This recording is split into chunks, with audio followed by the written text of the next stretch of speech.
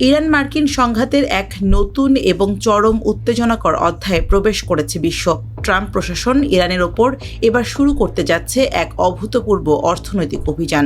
সম্প্রতি মার্কিন president Donald Trump স্পষ্ট সতর্কবার্তা দিয়েছেন, ইরানকে সাহায্য করা কিংবা দেশটির সঙ্গে ব্যবসা বজায় রাখা যে কোনো দেশের ওপরই নেমে আসবে ভয়াবহ অর্থনৈতিক পরিণতি।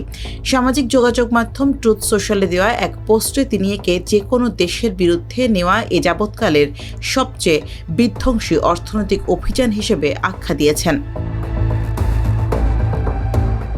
এই চরম পদক্ষেপের মূল কারণ হলো ইরানের সঙ্গে 60 দিনের যুদ্ধবিরতির মেয়াদ কোনো কূটনৈতিক সমাধান ছাড়াই শেষ হয়েছে। যুক্তরাজ্যের সঙ্গে কোনো চুক্তিতে পৌঁছাতে ব্যর্থ হয়ে ট্রাম্প ইরানের ওপর এক প্রকার অর্থনৈতিক ডি-ডে ঘোষণা করেছেন। বিশেষ করে তেল পাচার, সোয়াপ লাইন, নগদ অর্থ স্থানান্তর এবং ফ্রন্ট কোম্পানির ব্যবহার অবিলম্বে বন্ধ করার আদেশ দিয়েছে হোয়াইট হাউস।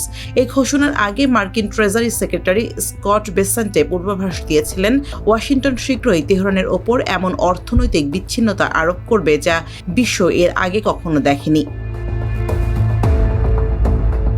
ট্রাম্পের এই কঠোর হুঁশিয়ারি মূলত এপ্রিলে চালু হওয়া অপারেশন ইকোনমিক ফিউরিয়ের এক জোরালো সম্প্রসারণ। এর মূল লক্ষ্য ছিল ইরানের তেল রপ্তানি বন্ধ করতে নৌ অবরোধ সৃষ্টি করা এবং বিদেশি ব্যাংক ও প্রতিষ্ঠানগুলোকে তেহরানের সঙ্গে আর্থিক লেনদেন থেকে বিরত রাখা।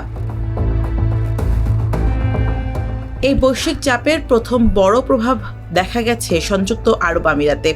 ইউএইর দিকে দুটি ইরানি ব্যালিস্টিক ক্ষেপণাস্ত্র উৎক্ষেপণের পর দেশটি ইরানের সাথে সব ধরনের আর্থিক ও অর্থনৈতিক সম্পর্ক বিচ্ছিন্ন করার ঘোষণা দিয়েছে। ফলে বহু বছর ধরে চলা দুবাইয়ের আর্থিক ব্যবস্থা ও শেল কোম্পানি ব্যবহার করে ইরানের অর্থ স্থানান্তরের পথ এক প্রকার বন্ধ হয়ে গেল।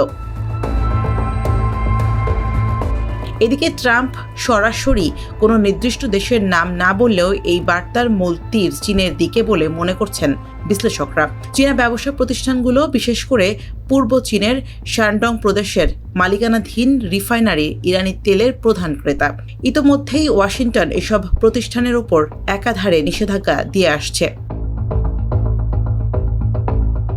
তবে এই যুদ্ধের প্রভাব কেবল মধ্যপ্রাচ্যে সীমাবদ্ধ নেই। বিশ্ব অর্থনীতির জন্য অত্যন্ত গুরুত্বপূর্ণ হরমুজ প্রণালী দিয়ে জাহাজ চলাচল গুরুতর ব্যাহত হওয়ায় আন্তর্জাতিক বাজারে জ্বালানির দাম এখন আকাশচুম্বী। বিশ্বজুড়ে অপরিশোধিত তেল ও এলএনজি প্রায় 20% পরিবহন করা এই জলপথটি বন্ধ থাকায় বৈশ্বিক বাজারে তৈরি হয়েছে তীব্র মন্দার আশঙ্কা।